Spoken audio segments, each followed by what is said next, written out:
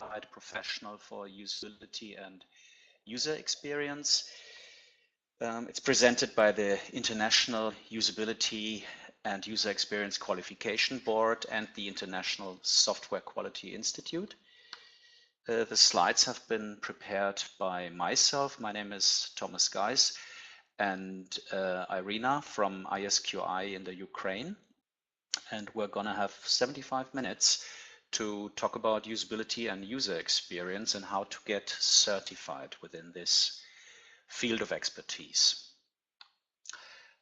First, let me say a few words about ISQI, which is the largest certification body of the UXQB. ISQI is a exam provider operating around the world, and they are operating on all 6 continents in 90 countries in 10 languages. They have offices, the head office is actually in Potsdam, Germany, which is close to Berlin. They also have a branch in the United Kingdom, in Great Britain, in the Netherlands, and also in the United States in Boston.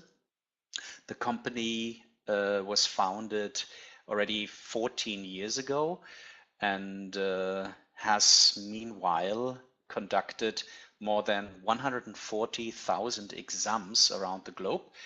They have 350 local examiners worldwide, so it's a rather well set up organization to conduct certification tests focusing on IT expertise around the world. The certification offerings, you've heard a lot about that already all week. The certification offerings concentrate on approximately, I would say, 10 to 12 areas of expertise. And obviously, this is software testing, it's requirements engineering, it's agile approaches to IT projects, and also usability and user experience, which we will talk about today. The cooperation between ISQI and the UXQB works as follows. Basically, the UXQB is the organization that produces and maintains the syllabus or the curriculum for the Certified Professional for Usability and User Experience. This is a board, which I will talk about in a minute a bit more. And ISQI is the organization that actually examines people against the requirements or the content within the curriculum of the UXQB. And obviously, if people want to get certified, it is important to have training providers for usability and user experience. And the UXQB so far has about 30 training providers in the following countries. It's Austria, Denmark, Germany, Great Britain or United Kingdom, Italy and Switzerland. This is where so far there are about 30 training providers. And as you know from other certification schemes, the training providers are independent of the UXQB, and the certification provider, ISQI, is independent of the UXQB and the training providers. This is the standard system that is being applied to professional certification. CPUX and UXQB, 2 acronyms. What is all this about? Just a few more words about myself to begin with. I've been working in the field of usability and user experience for the last 25 years. My professional background is in automation engineering, which becomes popular again, looking at all those intelligent autonomous systems that should do what they are supposed to do, but not what they want. And here you have again the subject of automatic control engineering. This is where I come from. And I co-founded the International Usability and User Experience Qualification Board actually 5 years ago, if I remember well. We just had our 5th birthday. I myself have been working in the field of usability and user experience for the last 25 years. I've been doing nothing else but working in the field of usability and user experience commercially I've worked as a usability tester for 10 years. And if you do usability testing for 10 years, you eventually have seen all those sort of things that people should not do when they design products. And you learn a lot about requirements from the user's perspective. And based on that, I decided to set up my own business about 15 years ago. And since that, I'm more involved in user requirements analysis and conceptual or structural design of complex systems rather than testing. But I've seen it, basically I've seen it all when it comes to the aspects of usability and user experience. I'm also engaged in writing ISO standards. Don't worry, this is not becoming a boring webinar about ISO standards, but I am one of the few people, I would say, who is rather entertained by finding out what are rules that you can reuse, what are guidelines that you should always apply to products to make them usable, what are process-related best practices that should be applied in projects. And based on that, I've done a lot of work in standardizing actually the field of usability and user experience. I've written several ISO standards myself for usability, which means I'm the editor, and you have lots of people arguing about what you're writing, and by the end of the day, you get quite good documents out of this. I was also awarded with a so-called Usability Achievement Award by the German Usability Professionals Association about 5 years ago, as I can see from this slide. And that's about me. UXQB. Why is there a UXQB, and how was it born? Where does it come from? What is it actually? The UXQB originated as part of a working group within the German Usability Professionals Association. There has been a working group since 2007, and it's still active, a working group that worked on standards for usability professionals, standards for producing certain process outputs that are needed as part of designing interactive systems, and process outputs that are relating to usability and user experience. And this working group basically came up with the basis, what now is the curriculum for the certified professional for usability and user experience.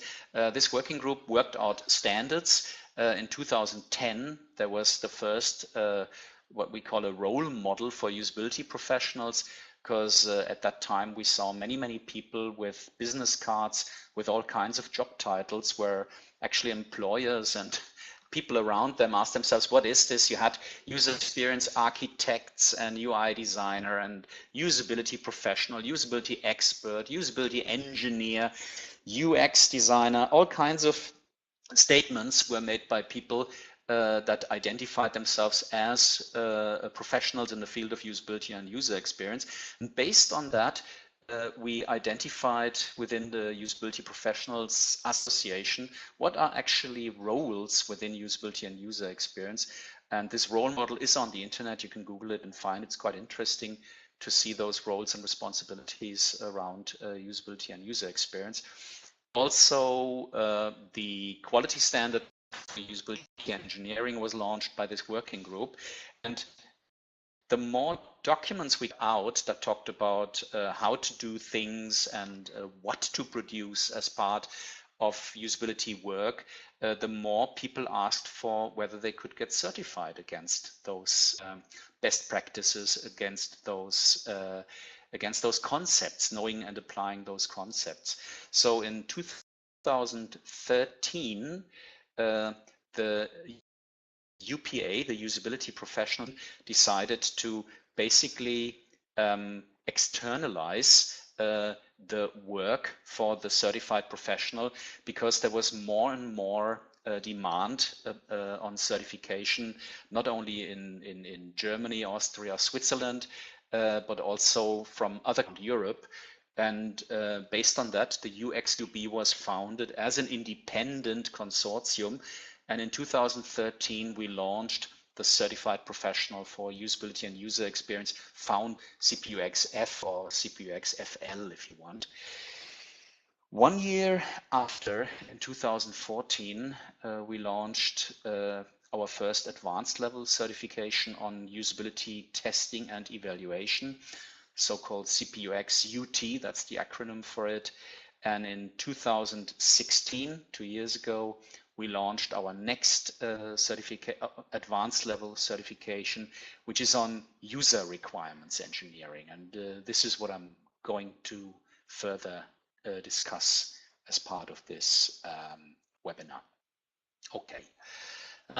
Usability and user experience. These terms are widely used in projects where especially complex systems are developed. It's always there's always the risk that those systems are not really usable once they are delivered to the user. And usability and user experience both are defined concepts, and it's quite important to differentiate them. And I want to sort of give a brief introduction about what's meant by those two terms. Now, both terms are actually defined in ISO standards, and the first term that was defined, that goes back 20 years, about 20 years ago, the first ISO standard on usability was published, and it defined usability as the fact that people who are using a product, so-called users, can get to their intended outcomes effectively, which to begin with just means somebody who uses a product manages to come to his intended outcomes, to what he wanted to do with the system completely and accurately. That's what's called effectiveness. Effectiveness simply means somebody uses a product and manages to get the results out that they want. That's called effectiveness. Now, obviously, that's not enough because there's plenty of products that you can use effectively. So you get out of them what you want, but it can take forever. It can be frustrating. It can take many extra steps. You might look for information that you hardly ever find. And that's the concept of efficiency. It's assumed in usability that a product is not just effective, that it also has to be efficient, which means it doesn't cause extra steps to the user. It always has the information that the user needs at a specific point of time. It always reacts according to the user's expectations. It's easy to learn without external help. People can control the direction that they want to go through when they use the product. People, when they make errors, either those errors are prevented by the system, or if you really make errors, these errors are managed by the system and you easily recover from those errors. And finally, the fact that you can individualize a product based on your personal preferences and also your personal, let's say, restrictions that you have. I'm just looking for my glasses. Just, if you look at personal restrictions, one restriction that people have is that they simply don't see as good as others. Some people see nothing. There are other people who don't hear as well as others. There are even people who hear better than others, and they are distracted by the noise of keyboards when others are typing. So to individualize a product means to adapt it to your personal needs and preferences. And it is assumed that if a product is effective and it is efficient, that it is rather likely that it will be satisfactory to the user. So the concept of usability looks at what happens during actual use of a product. As soon as people touch a product, you can objectively actually observe and measure whether they are effective with the product, whether they are efficient, and whether the interaction with the product is satisfactory. And this is called usability. And obviously, if you look at business applications, this is not necessarily the normal condition that you achieve when you produce a complex business application, that afterwards people can work with it in a usable manner. Okay, well, that's usability. Usability looks at the actual use of products. Now, what is user experience in contrast to this?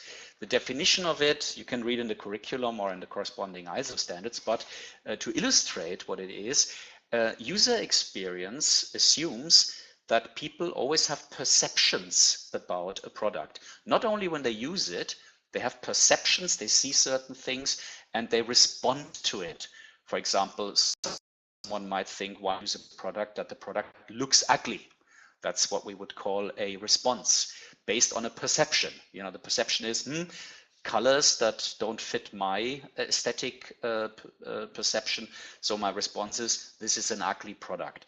And user experience looks at the perceptions of people and their responses, not only when they use a product, but also when they anticipate what it would be like to use a specific product. So there's a term called anticipated use, and this is a rather, well, I would say it's a rather new term, but the concept behind it simply assumes people already sort of use a product before they hold it in their hands. And this is what happens to all of us when we go to the shop. Even if you buy your next toothbrush, you are standing in front of a shelf where you see plenty of toothbrushes typically, and you look at them and you imagine what it would be like to use them. And from that, you actually make a purchase decision. And this is an interesting phenomenon. It's referred to as anticipated use. It's the perceptions about a product that people have before they have used it or even purchased it. And the very relevant aspect of this phenomenon is that if a product cannot be anticipated, if there's a product where you cannot have imaginations as a user what it would be like to use it, then you are not likely to use it. If you cannot anticipate what it would be like to use it, you probably are not going to use it. Even worse, if you think about what it would be like to use a specific product and these thoughts are negative, then there is obviously absolutely no reason to adopt that product, to use that product. And this is what we refer to as anticipated use. These anticipated use aspects, they can actually be tested in a usability laboratory where you simply ask people, what is this? And what would you do with it if you had it? And then people talk about what they see and what they imagine this to be. You can go as far as saying, explain this product to me. Explain what you see there. Explain it to me. How does it work? And this is what we refer to as anticipated use. So basically, users conduct a usability test in their mind before they touch a product. It's very important to know this because I'm going to show you how to actually build interfaces for anticipated use. I've got an example here where you see a rather successful company that has produced interfaces that allow you to imagine what it would be like to have a specific product, and that can be business critical actually.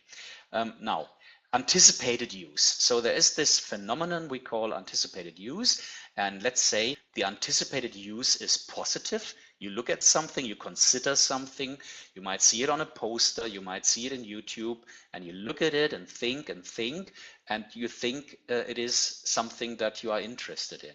What you experience there is the promised value of a product. The product sort of advertises itself towards you, but hopefully not with untrue marketing slides, hopefully with a real forecast of what you are going to expect or going to have when you buy it.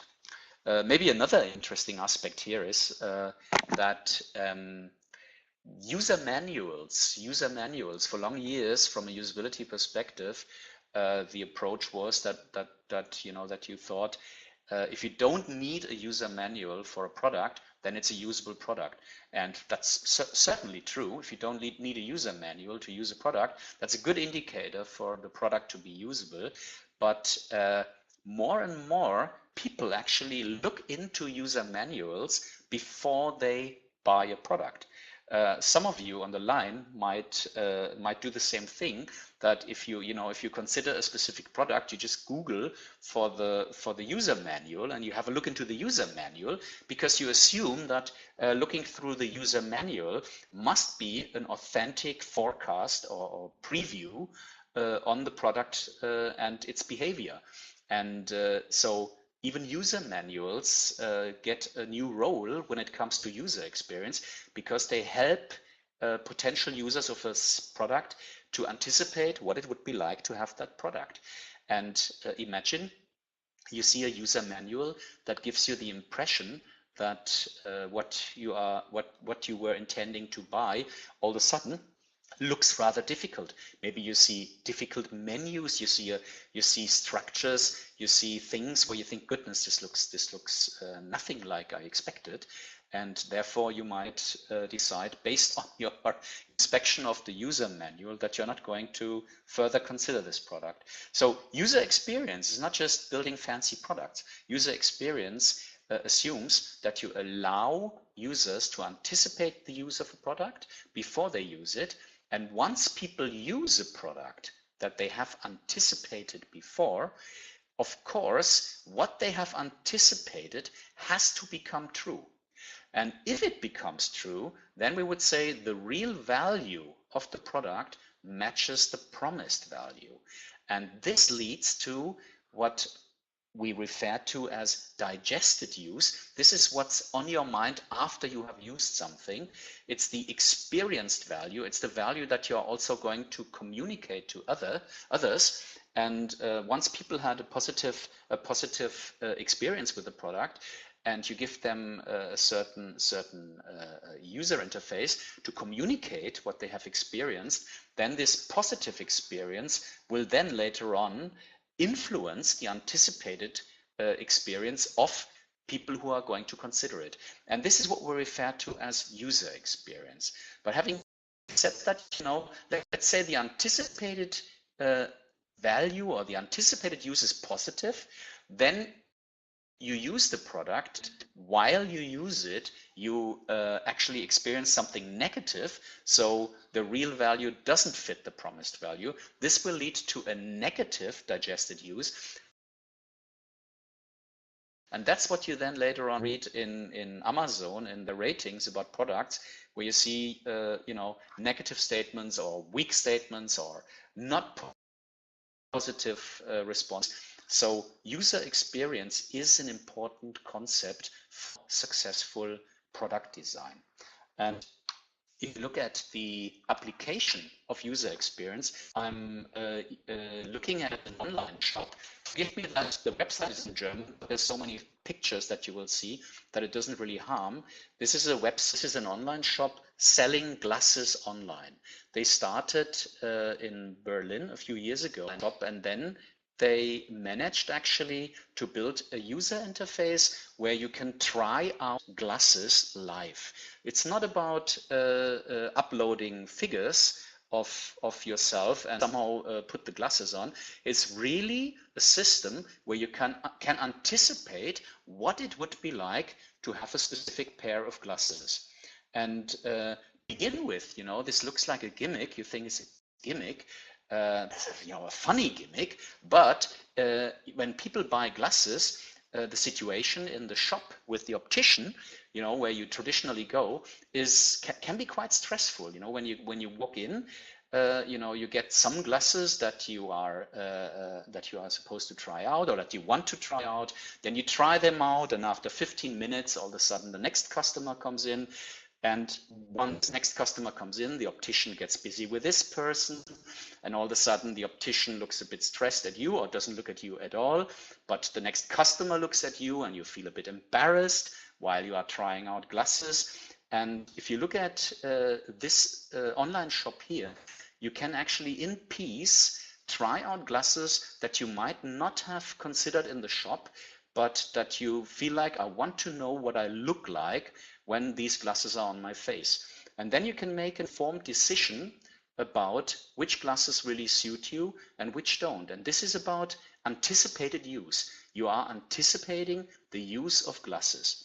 And obviously these glasses, although I tried them, are not exactly the right ones for a usability professional who actually serves clients with large business applications. But what I'm showing you here is simply that it is possible as part of selling certain products to let customers experience them before they have purchased them. And that maximizes the chance that certain products get purchased. And on the other hand, it maximizes the probability that someone who buys glasses is still happy with their glasses after 2 weeks. Because you might come back for a week to this online shop and try certain glasses out until you think, okay, I think I'm going to risk it. I think I look good with this. And now I'm going to purchase them. Now, this online shop you're seeing here, it's Mr. Specs. They are now operating internationally. I just put a link here to the UK website, to the English website, so you can play with it in English. This company, Mr. Specs, startup from Berlin, is now the largest online seller for glasses all over Europe. They made a big success, and part of it is simply the fact that you can anticipate glasses without going to the optician. That's a wonderful example for how to build user interfaces for anticipated use. Now, that was Mr. Specs, and I just wanted to come back to that process figure here about anticipated use. Sorry, about user experience. Anticipated use is trying things out in your mind before you have them, and if you get interfaces to do so, even better. Actual use is wearing those glasses and feeling comfortable and respected with them. And once you have experienced something, it is extremely helpful to have a user interface for digested use, for experienced use. And it was actually, come on, what are they called? Facebook. Sorry, I'm not on Facebook, but I know them. It was Facebook that originally came around the corner with this user interface that helps to communicate digested use. And it's this thumb up and down. It's probably the simplest interface that exists, but it's a possibility to let people who have experienced something that they liked or disliked, to let them give a feedback to all the others who might consider buying this product.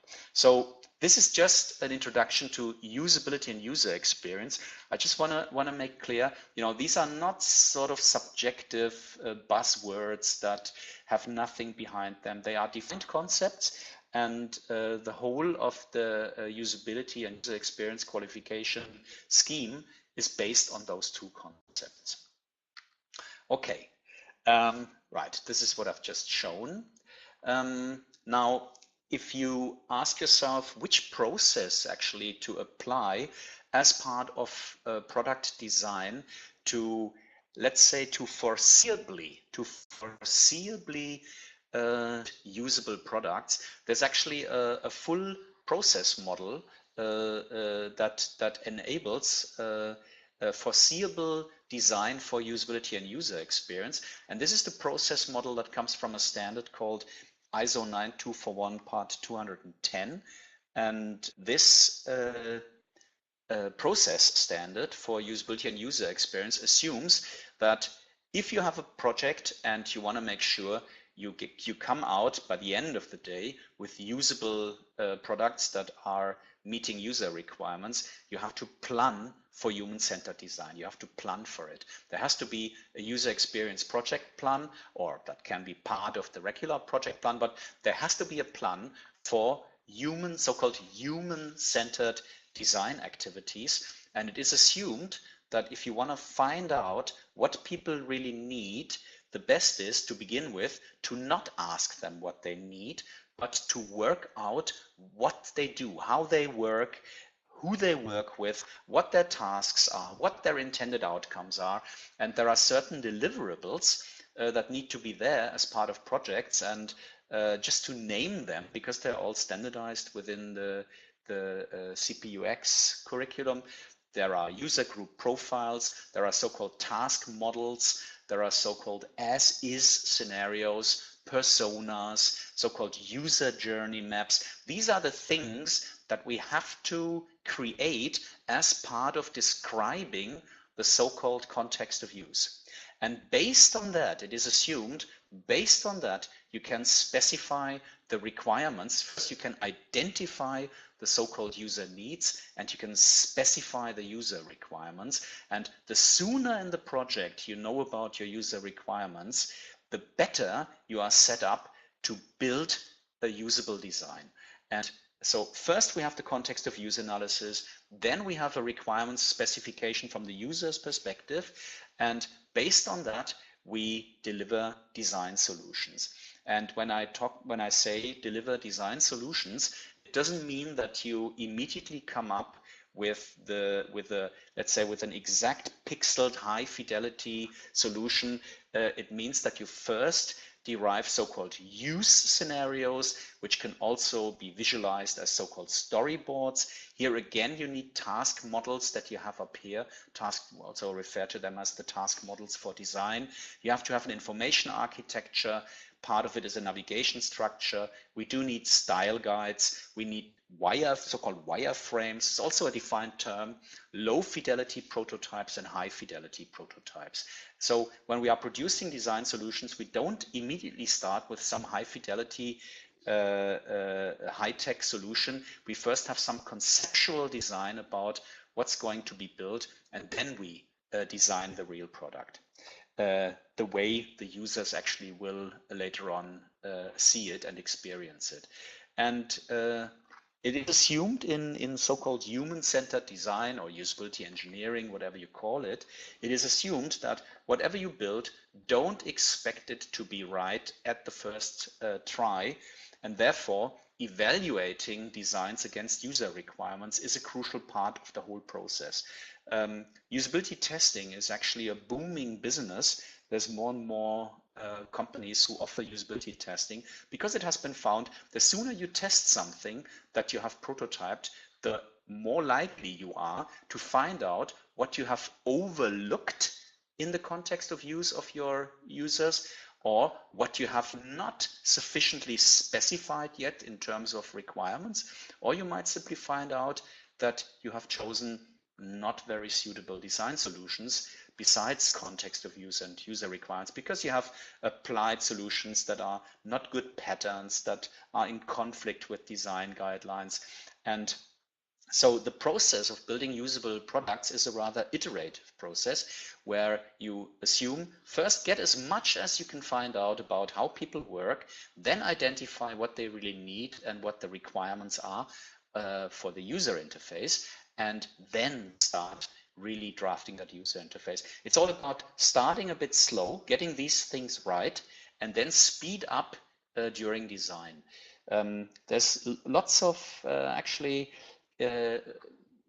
lots of confirmation on what you are seeing here in terms of process model. When you look into very modern agile frameworks, the latest, I would say, the latest big agile framework that has emerged is the so-called Disciplined Agile Delivery, DAD.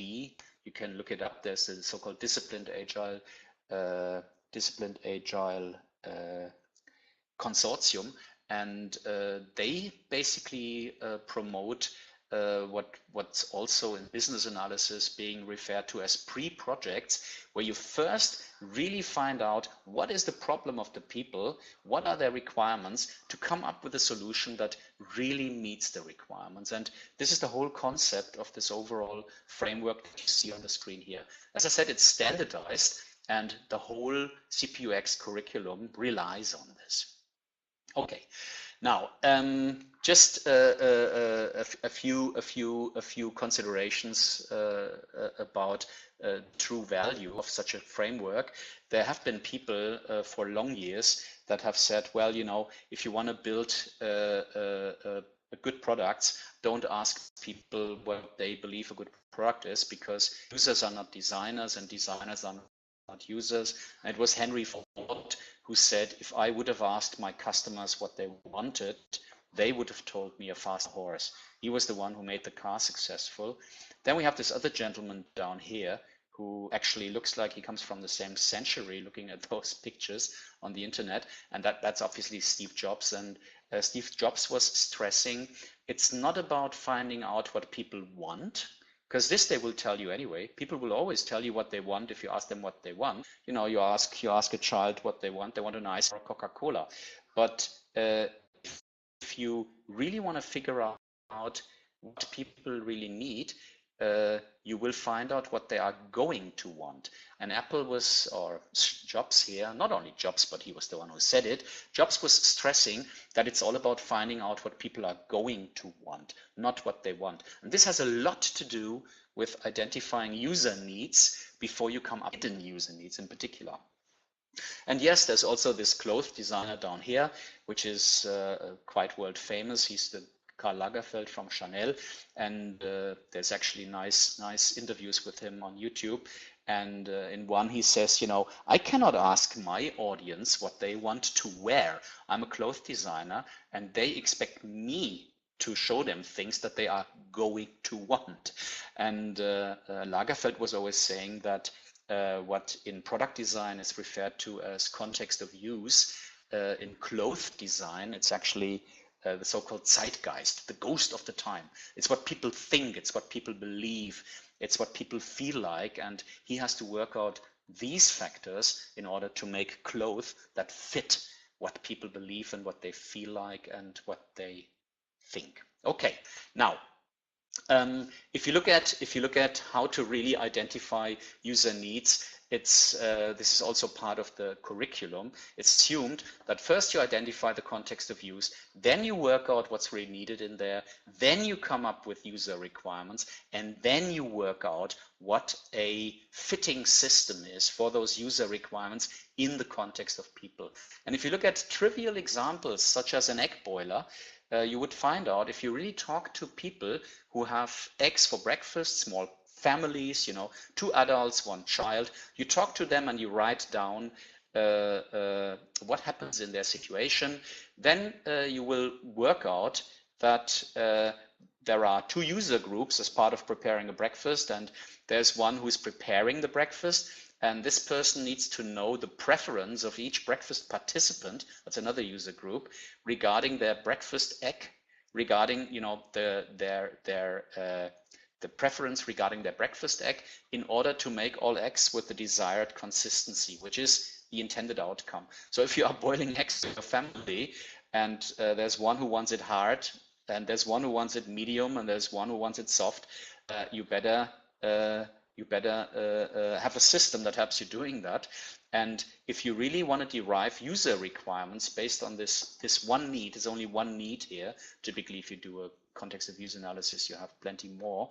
But if you have one need like this and you derive user requirements based on that, you come up with requirements. If you really use a scheme that brings you there, with the system, the user shall be able to select how many eggs are to become hard-boiled, how many medium-boiled, and how many soft-boiled. With the system, the egg boiler, the user must be able to recognize after the boiling process which eggs are soft-boiled and which are medium-boiled and which are hard-boiled. If you look at traditional egg boilers, you will work out it's basically impossible to do it with them. And there's one company, it's a company called Brainstream. They actually came up with a new concept of boiling eggs, where you have a plastic egg that you throw into the hot water or cold water, doesn't really matter, with the other eggs, and this egg simulates what the condition, what the consistency of the other eggs is. And once all the eggs in the water are soft boiled, it starts killing me softly. And once all the eggs in the water are medium boiled, it sings another melody. And you know, once all they are hard boiled, it comes up with a third melody. I think it's the final countdown. But basically, this is an interactive system that is really based on user needs. And let's imagine all the eggs in the pot were soft boiled because this product sings the song Killing Me Softly. Then you can select as a user which eggs are to be soft boiled. You simply take them out and then they are soft. The rest you leave in, and when the next melody appears, they are all medium boiled. So this is a wonderful example on how this human-centered design process, where you first look into the context of people and then derive their requirements, leads you to very innovative products. And that's what everybody wants. Every company, every project wants to come up with some form of innovation. Okay, so this was the technical part about usability and user experience, and for some reason it's not the normal case to have usability and user experience in products that we purchase or that we are part of when they are being designed. And the first reason why this is the case is we do not have a sufficient amount of people who know the concepts of usability and user experience, who are trained in the subject. That's the first problem that we are faced with. And the second problem we are faced with is the usability and user experience people, experts, are typically consulted far too late in the process. Often usability and user experience professionals are consulted once something has been designed, and all of a sudden everybody expects those usability and user experience people to say something about the product, what is good, what can be changed. But typically once you have built something, you have already spent your resources in building them, and real redesigns are not possible unless you have usability and user experience professionals already in the team in a very early stage of the project.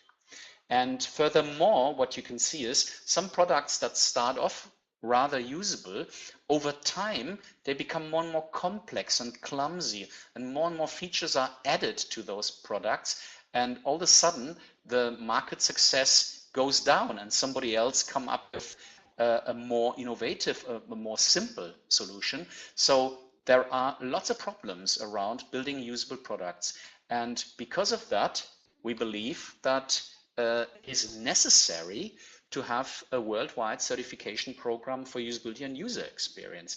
And the UXQB's job is to have a consistent quality standard that is based on international standards and that can be applied around the globe, because the idea of international standards is to apply them around the globe. Okay, there's some cars beeping outside. It's probably a wedding party, I guess. Soon. Okay, what are the UXQB certification ratings? If we look at the UXQB and their certification offerings, first, of course, we have the certified professional foundation level, certified professional for usability and user experience foundation level, and on top of that we have advanced levels. And if we look at the advanced levels, there are actually two that are already in place. The first one is the Useable. The second one is the Usability Testing professional, and the third one, where we are working on, and we expect this to be in place by the end of next year actually, that's the professional in design. We don't call it design at the moment. There's still debates how to call this or what to call this advanced level. At the moment it's called interaction, specification, information architecture and prototyping, because these are the things that have to happen as part of design and conception. And so far we have the foundation level, we have the user requirements advanced level, and we have the advanced level usability testing.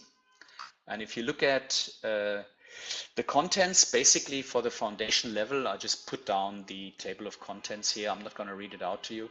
Goodness, these people are not going to leave. Sorry about this. I've got all windows closed. I hope you don't hear these cars. I hear them.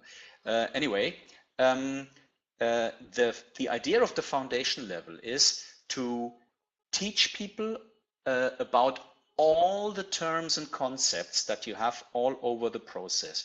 And the aim is to know and understand those terms and concepts. The aim is not to master those deliverables that are being built based on those terms and concepts. So on the on the foundation level, we are talking about the overall process of human-centered design, all the terms and concepts and all the deliverables that have to be produced as part of human-centered design. This is the focus of the foundation level. So you get a broad overview on what you have to know if you want to do human-centered design correctly.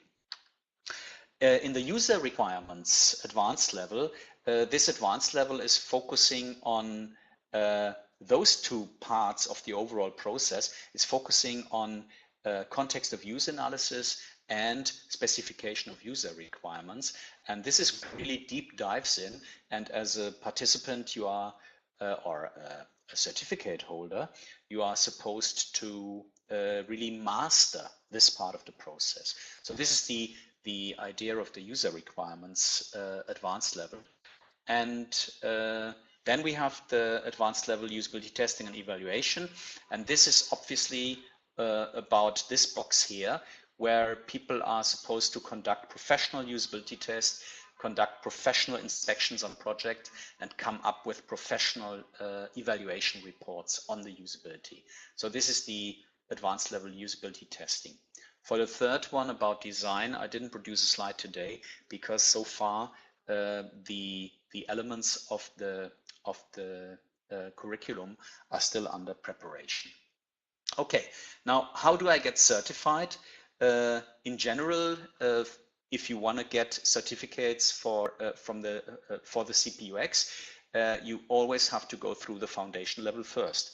And the foundation level assumes not that you have to have knowledge in the area of usability or user experience. There's no formal requirements for people who want to take the test that they have to have specific experience in the field.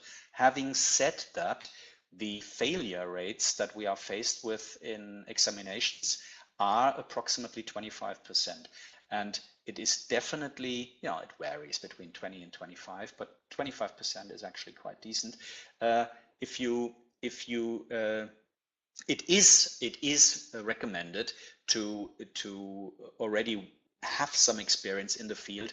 It's not a formal requirement because you got to get started, but you will have a much easier time if you have already experienced somehow working with users and working out usable solutions.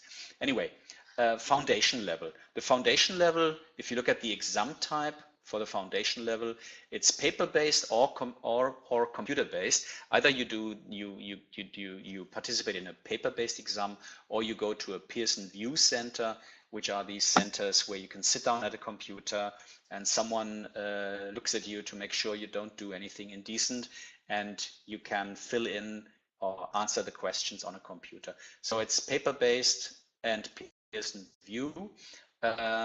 The exam elements are multiple choice. It's just multiple choice questions. It's 40 multiple choice questions that you have to answer in 75 minutes. And if you're not a native speaker, you can get a 25% time extension, which gives you 90 minutes. And the exam is possible in English and German. So for the foundation level, basically, you sit down for a maximum of 90 minutes, you answer 40 questions, and they are all multiple choice. They are not very simple. They are all based on curriculum, obviously, and this is how you get your foundation level certificate. Once you have reached foundation level certificate, you might decide to take the user requirements engineering professional, and the exam type here is a theoretical test plus a practical test. For our advanced level certifications, we always assume the theoretical test for the user requirements professional is a set of multiple choice and open questions. Write something down. That's the theoretical part. It's designed for 19 minutes by 90 minutes by default.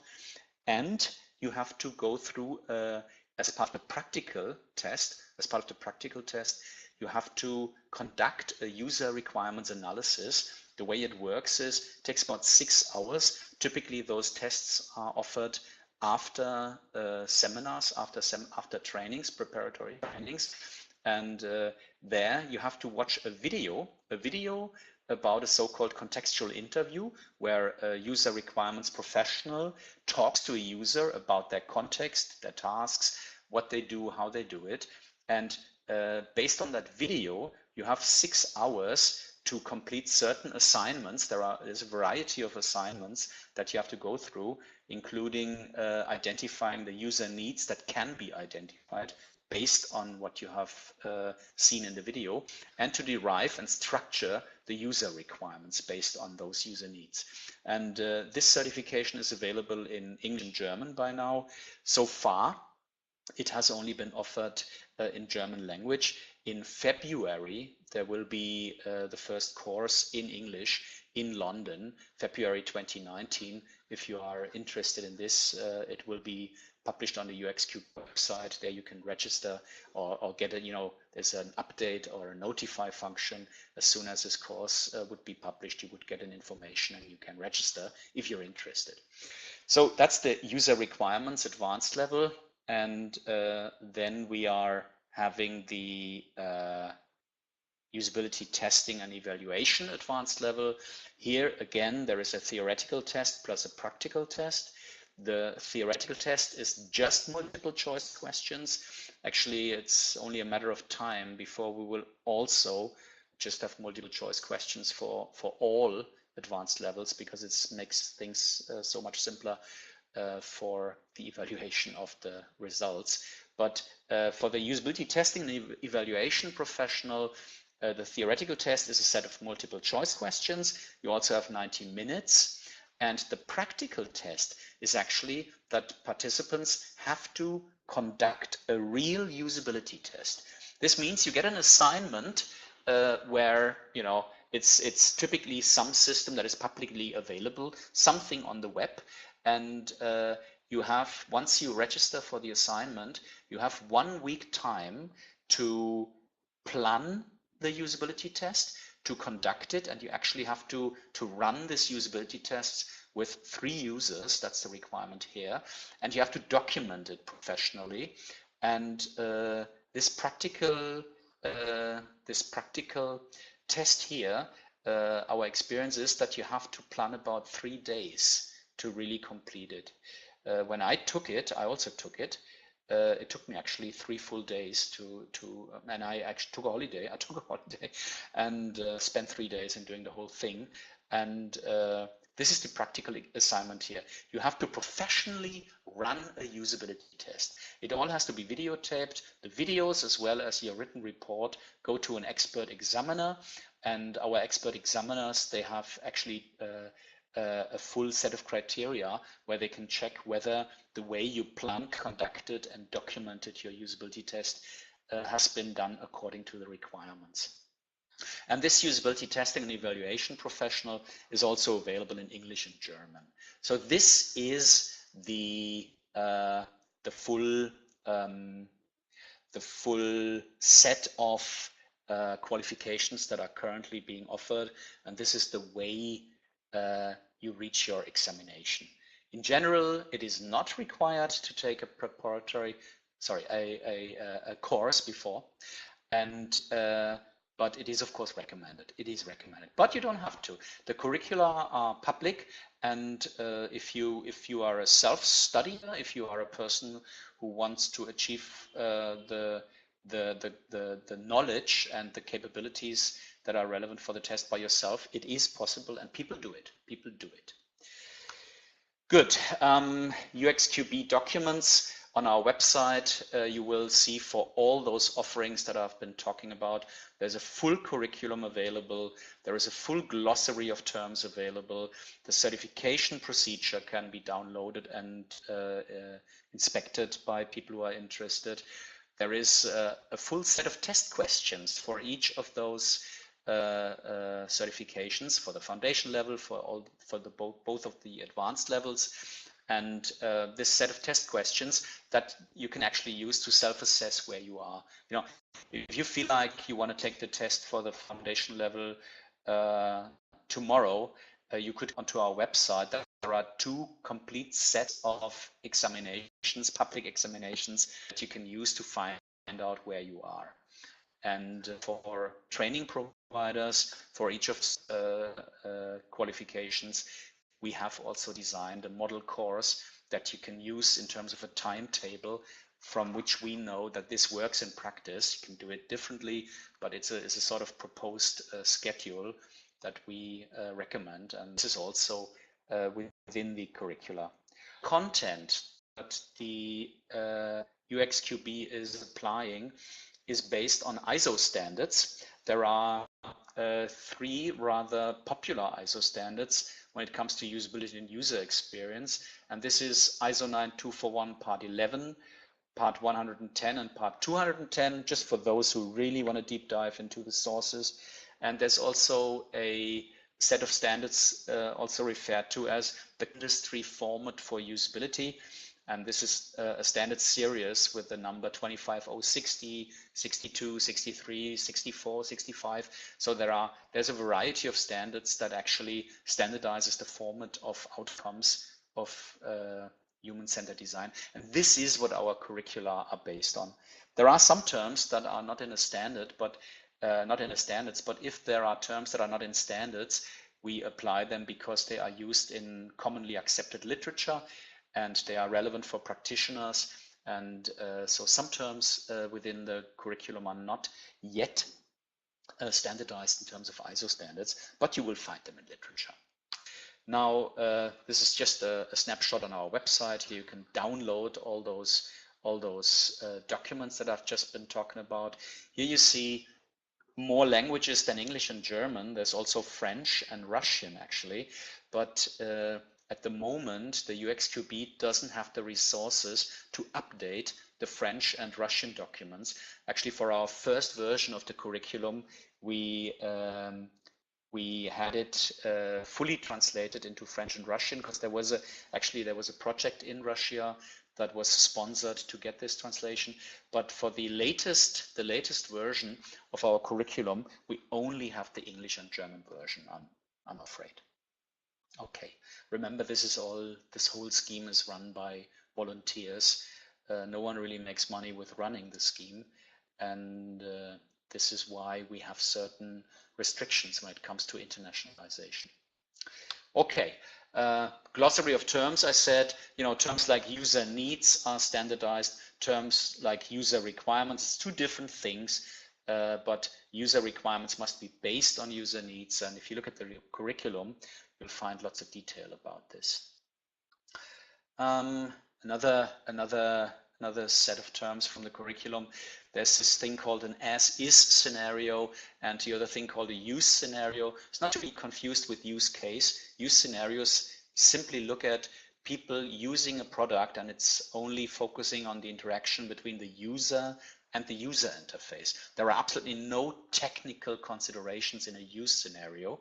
And as-is scenarios describe how people do things now. It describes their current context of use, and based on such as-is scenarios, those use scenarios can be derived. You could also say this up here is an as-is scenario, so this down here is a to-be scenario, but the technical term for this is use scenario. So these are just terms that we have in our glossary, but they are important terms. They are very important terms. And another term is the term user interface. Everybody talks about user interfaces. For long years, people talked about the GUI, like graphical user interface. The latest trend that we see is that people talk about a NUI, N-U-I, which is the natural user interface. If you want to find out what's behind it, it's probably worth another webinar. But a user interface is a defined term, and it assumes that a user interface is all components of an interactive system that provide information and controls for the user to accomplish specific tasks. So if we would look at those bottles down here, and we would ask ourselves, what is the user interface of a bottle? Well, the first question that we would have to ask ourselves is, what is the task a bottle supports? And the core task that a water bottle supports is drinking a glass of water. That's the most common application of a water bottle, drinking a glass of water. I only tell you this because if you look at the task drinking a glass of water and you ask yourself, well, what is the information people need about the content of those bottles? Obviously, people need to be able to read that there is water inside. But not only that, if you look at water, there are different references. There's sparkling water, there is still water, there is medium water, and there's lots of confusion when it comes to selecting the right bottle. If you go to a not a webinar, but a physical seminar or a conference, and you grab a bottle of water, the likelihood that you didn't grab the one that you wanted, let's say you wanted the sparkling but you got the still, or the other way around, is very high, because the information that the user interface gives you is unclear, you know. And so if we look at the interface of a bottle, we would say, well, the information about the content is one information. And you know, at the side, you don't see what's in these bottles. You just see in this one, there is something called Perrier. In this one, there's something called Hassia. In this one, there's something called Volvic, you know. It doesn't clearly tell you that there's mineral water inside. So one information is the content itself. Another information is the level of fluid within the bottle. And because this information you use to decide whether you want, because there's no much point in opening a bottle that is empty and try to get a glass of water out of it. So two elements of the user interface when it comes to information is the content and the level of fluid in here. And if you look at control elements and you ask yourself, what are control elements actually of bottles, of the user interface of bottles? Well, up here there is something that I would refer to as an open-close tool. This is a tool that allows you to open or close the bottle. You would probably say it's a lid, but lid is just the user interface element that has been applied to build an open-close tool. And on the other hand, there's another tool in the middle, the bottle in the middle, you can really see it. There's a holder, you know, there's a tool that allows you to hold the bottle. And obviously the bottle in the middle is better designed to hold it than the two bottles at the edge. Because if you look at particularly at children or people with small hands, they will have more trouble drinking a glass of water using this bottle and this bottle than they would have with this bottle. So user interface is not just some little bit of the product where it blinks or beeps. It's all the information and controls that people need in order to perform a task. And this is the definition of user interface. And what I now want to show you is one of the exam questions. It's one of the public questions. You won't get that as part of a test, but it is in the public examinations. And the question here is, which three of the following components are part of the user interface of a car for a car driver? And there are 6 possible answers. In general, when it comes to our multiple choice questions, in general, you either one of the choices is correct, or 2 of the choices is correct, or 3 of the choices are correct. So it's either 1 or 2 or 3. So if you sit in an exam and you get such a question and you ask yourself what is the right answer, right answers, in the examination it would always clearly state whether it's 1 or 2 or 3 of the following. So which 3 of the following components are part of the user interface of a car for a car driver? The accelerator, the license plate, the stick shift, the bumper, the tow bar, and the carburetor. Okay, this is all English. Let's look at the solution. It's one part of the user interface is the accelerator, because this is a control that you use to change speed. Another one is the stick shift, which is a control that allows you to change the gear. And the tow bar is another control that you use if you want to carry something with your car that doesn't fit into the car. The license plate is not an information that the car driver interacts with when he drives a car. The bumper, hopefully, will never be interacted with. And if you interact with it, it doesn't really, it doesn't really come true that it is a bumper. And the carburetor is something within the motor that hopefully users are never confronted with. Now, if you ask yourself, why is this a relevant question when it comes to usability and user experience?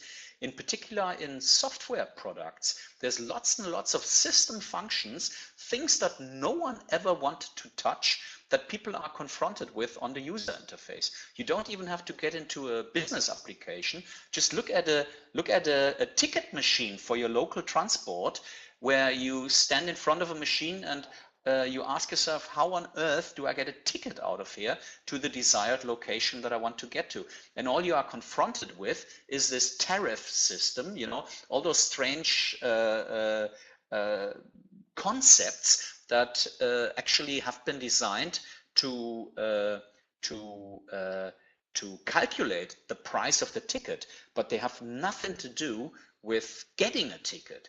And the more system functions you have on the user interface, things that should not be there, the more you have people struggling with it. So a part of logically designing a user interface from the user's perspective is to work out what are the components of the user interface that can be derived from the task that people do. And you could say, you know, a stick shift is something you could argue about. But in Europe, people love their stick shifts. In France, you know, people just prefer, you know, to play around with the stick shift. In the United States, it's the other way around. Everybody has an automatic car. Okay, this is a sample of our certificate. This is what the certificate looks like when you gather your certification. And the claim of the foundation level certificate is that it says you are familiar with the general terms and concepts in the field of usability and user experience, covering the following 7 areas of competence: the human-centered design process, definition, concepts and guidelines, under specifying context of use, specifying the user requirements, using design solutions, usability tests, and usability inspections and user surveys. Okay. Now, as I said before, the advanced levels we have in place is user requirements engineering. It's an operation. The other one is usability testing and evaluation. And the one on design, i.e. interaction specification, information architecture, and prototyping, we are likely to see by the end of next year. For the end of next year, I'm quite optimistic actually. Here I said, you know, it has been planned for the middle of next year, but our resources actually, you know, currently point to rather the end of 2019 than the middle. Okay, realization of the CPUX scheme. Let me say a few words about that. The UXQB relies on what we call national experts from member organizations. And so the team of people who are maintaining the curriculum is actually consulted from the member organizations of the UXQB. And the member organizations are currently the German UPA, the British UXPA. UPA is Usability Professionals Association, and UXPA means User Experience Professionals Association. It's basically the same thing, but the terms vary in countries. Then there is also UX Switzerland, there is UX Denmark, and there is UX Austria. These are the 1, 2, 3, 4, 5 member organizations of the UXQB. We are having inquiries from other parts of the world to join as a member organization. The rule, or the general rule, should be we are looking for member organizations that are the national chapters of the so-called UXPA International, which is the Worldwide Association of Usability and User Experience Professionals. So far, if you look at the last 5 years since we started, so far we have issued approximately 3,500 certificates, mainly in the countries that we see up here. It's mainly Europe, also East. Sorry, am I right? No, hang on, I've got to think. Where are we here? This is Italy. Yeah, this is also Southeastern Europe. But mainly the countries that we see on here, it's Western Europe, starting in Eastern Europe, and there is, based on the Pearson View system, where you basically, wherever you are on the globe, you can go to a center next to you and take the certification. There are also people who have been certified in China, in the United States, in South America.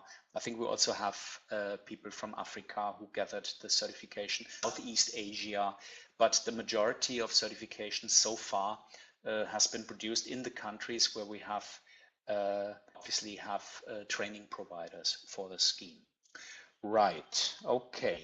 Now, this is as much as I wanted to introduce today for the Certified Professional for Usability and User Experience.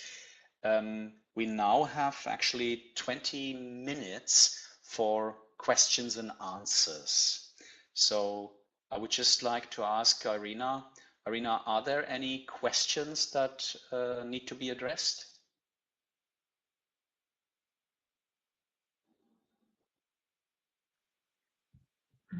We'll wait. Somebody is typing. Yes. So please ask your questions. Mm-hmm.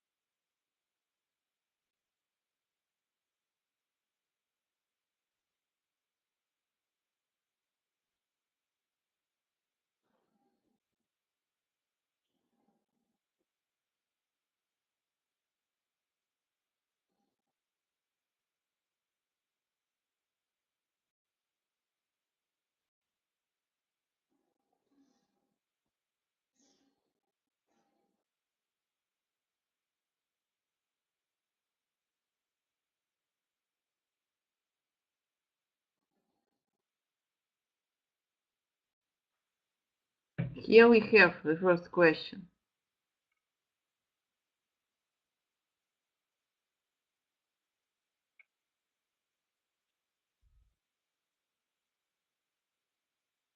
What do you think about the virtual reality as a way of anticipated use? Well, virtual reality, so-called augmented reality, are technologies that help you to produce user interfaces that let you anticipate the use of a product. So I think this is a technology that is helpful when it comes to introducing the use of a product. I always have to say the use of a product. It's not actually the product itself. You want to anticipate the use of it. You want to see the glasses on your face. You don't want to look at glasses that you can turn around and see from all sides. So I would say virtual reality and so-called augmented reality, these are technologies that are helpful. And we see it in several shops. We've seen this shop, the Mr. Specs shop, which is a dramatic success story. Please verify this, because these people have done a good job here. And there's also other applications already, but yes, I would say it's helpful for anticipating use. You just want to make sure, that you don't play around with it and come up with something that is exciting, but doesn't allow people to truly experience what they are going to have when they buy your product. The worst mistake actually you can make is to have a high anticipated use, to show something that is beautiful when you sort of simulate what you are going to have, but when you have it later on and it is completely different, then this hits back terribly.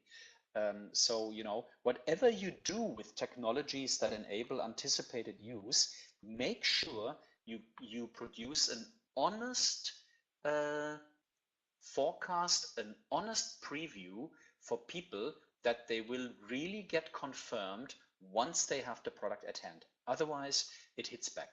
So be careful with it, I would say. That's my answer.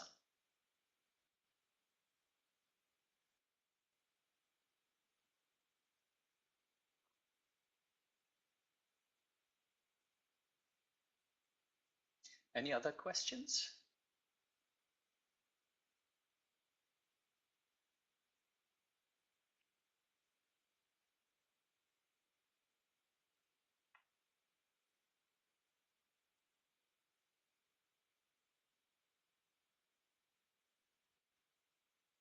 Well, you know, while you are typing or thinking, I still put on these glasses. These are glasses actually I bought in this online store of Mr. Specs.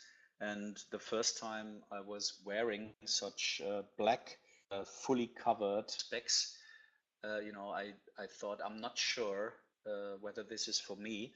But then I had other people watching me on the screen these, and they said, Thomas, you look much better with these than with your old ones. So, you know, it's this is a good example of what happens to people when they experience things that they haven't considered yet. You know, like Steve Jobs said, it's about what people are going to want. It's not about what they want. And if you can find out about things that you haven't considered yet, you might all of a sudden want them. Okay, I don't need them in front of the screen. Right. We have the question, so how to make the usability testing more popular on the Balkan area, as the map show there are not certified people in this area. That's a good question. You know, on one hand, the question is how to make usability testing more popular. On the other hand, how to make certification in usability testing more popular. It's the way I would answer it is that most products that have shown to be successful, most products that we like, have been excessively usability tested before they entered the market. If you look at also online services such as Airbnb, they have been designed based on a lot of evaluation with real people. And now to make usability testing more relevant in projects also needs or requires that the concept of usability testing is being propagated or advertised by people within projects. And all I can say as a very starting point is that if you look at companies who have designed the most successful online services and the most successful products, most of them are built on a lot of testing. So it might be the case that the people who ask themselves how to promote it, that within their projects, so far usability testing is unknown. And one way to get started with usability testing is to just do it. Usability testing can be done very informal. You know, not of course when you test a ready to ship product, but if you are in a very early phase of a project where you have some prototype that you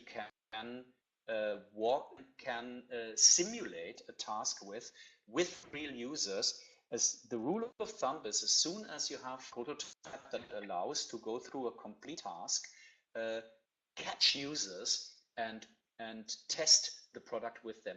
This can be very informal in terms of what's also referred to as a cognitive walkthrough, which means you together with your users simply go through the task and you gather feedback based on what people say they would do, based on information they look for, but you don't have it available. So I can only engage you to start in your project with very informal usability tests to simply show others that there is value, because as soon as you talk to users, you find out problems. And that is actually a first step that I would recommend. Don't try to overdo it. Don't make it too formal. Just start off with simple prototypes where you let users, as soon as you have them in the project, that you let users interact with them. It can go as far as using colleagues in the project that were not yet part of the project. You know, if you just cross the floor and ask somebody, we have a prototype here and we would like to see how you complete a specific task with it. That's a starting point. So my message is you just got to start doing it, preferably on a very quick, maybe not so dirty, but on a quick basis, rather informal, to promote the concept. And once you promote it, you might as well say we might need professional testers here. I mean, obviously, software testing as such, offered by the ISTQB providers, the traditional, let's say the technical software testing, obviously is not at all questioned anymore. And it's, you know, it's like the last 5 to 10 years is already a long time, but within the last 5 years, usability and user experience have basically really become popular. And if you do testing already, if testing is accepted in your project, why not try out in a very early phase of the project where you just might have a prototype that has been built with some prototyping tool. There are those tools that you can use to basically draw software. Tools like, Balsamic. There is a whole range of so-called user interface prototyping tools. If you use those tools, it's rather straightforward once you use them to evaluate what you have designed with users. And even though they might just be colleagues of you as a starting point, you will be surprised how much you find out by simply walking through tasks with your prototypes. That's as much as I can say at this moment of time. Might be a sort of a long way to a certified usability professional, to a certified usability testing professional, but you just got to start doing it so people see it and ask you, what is this? And once people ask, what is this, you have to build up based on that. That's as much as I would say for today.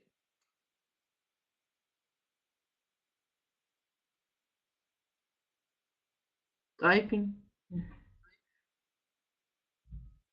Great, thank you. So, it's Friday night, isn't it? I think in Kiev, it's almost 20:30. Here it's 19:30. I'm actually currently in Germany. So thank you very much, Irina. Thank you everybody for attending tonight, and have a great weekend, everybody. Thank you. It was very, very interesting. Thanks a lot.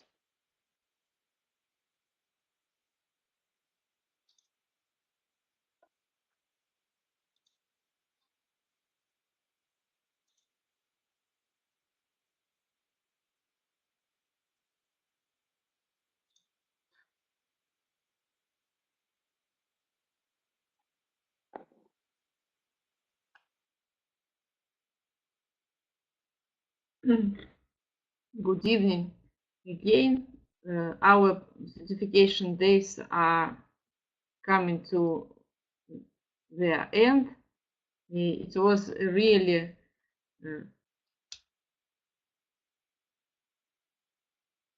hard week for us. It was in the evening, and we've got all information around the certifications.